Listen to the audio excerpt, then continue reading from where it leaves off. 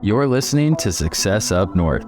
This podcast is a way for me to document my journey searching for success as a grower, family man, and business leader.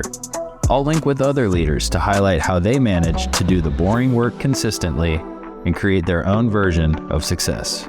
Success is relative, but to me, it means relationships, families, teams, products, and solutions that get better every day. I'm grateful for you tuning in.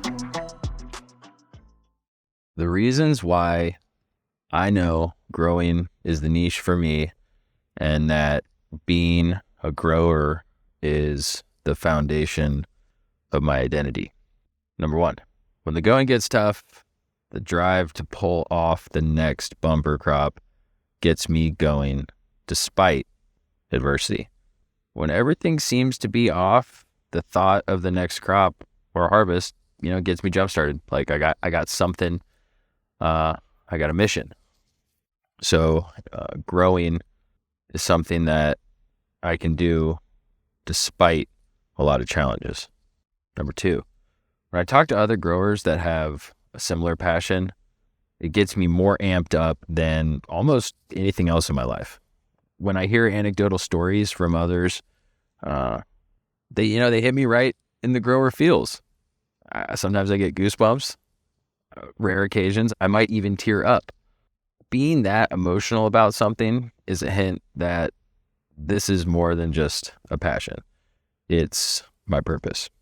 Number three, despite being denied or snubbed various forms of compensation, that includes payment from a customer, payment from a partner that you're doing business with, bonus money, those types of incentives, despite, being denied those, I really can't stop and I won't stop. Money incentivizes me, but it really doesn't fuel the fire. The money will come, I have no doubt, as long as I stay as focused as I am right now, for the next decade. Number four, I am obsessed. From the time I wake up to the time I go to bed, and even when I wake up in the middle of the night, I'm thinking about growing. That's personally, as a family man, or, as a horticulturalist. But most of the time, I'm thinking about the crop and growing a crop in the middle of the night when I wake up, because an alarm or something comes to mind that I need to check in the morning, right? If you're a grower, you know what I'm talking about.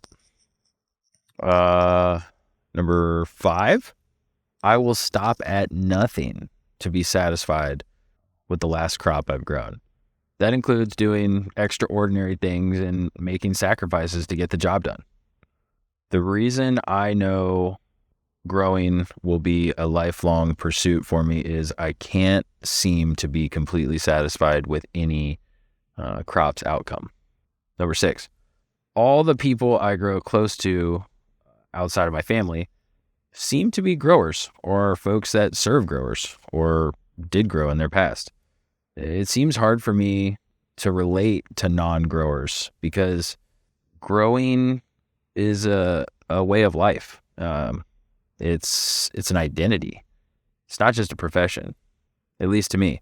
And I feel like it goes beyond just being a profession. Anyone that tries to tell me differently isn't a real grow-getter, as I like to call it.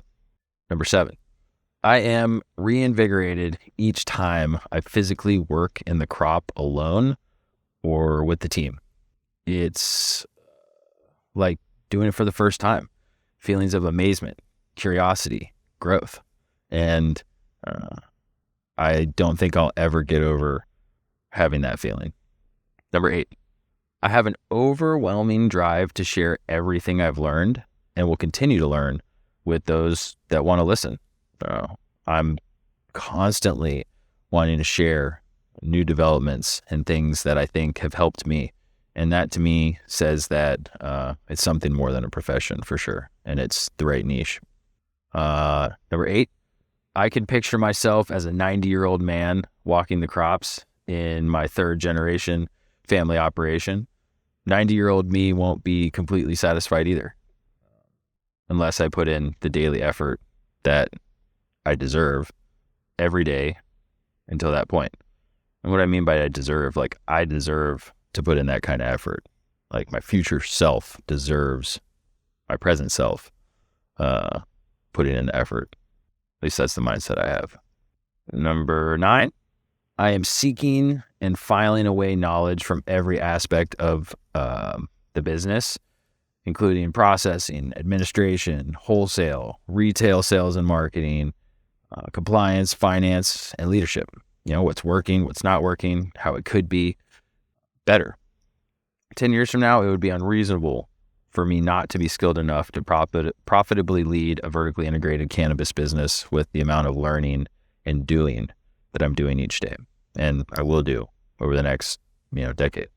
Number 10, when I think about what my perfect day looks like, it always includes a walk in the crop that I'm growing.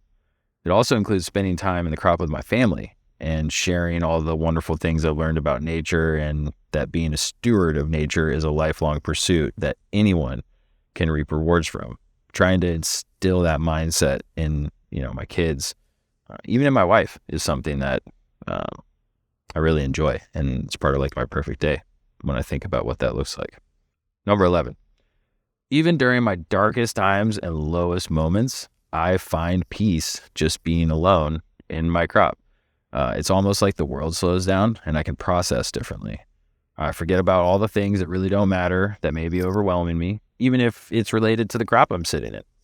I'd rather be sitting in the middle of a huge problem crop than worrying about it from home. Plants are powerful, and being in their presence seems to guide me towards problem solving and guides me towards gratitude for the lessons I'm actively learning. So those are the reasons. I'm sure there's more. Probably add to the list, but reflecting and thinking about, why growing is the right purpose for me. These are the reasons. All right, folks. You were listening to Success Up North. If you enjoyed this episode, please hit subscribe, rate the podcast, and leave a review. The true litmus test of this podcast's impact is what listeners say about it. If you found value in this content, please share it with others. If you'd like access to video and written content like this, let's connect on LinkedIn. Until next time, just grow with it.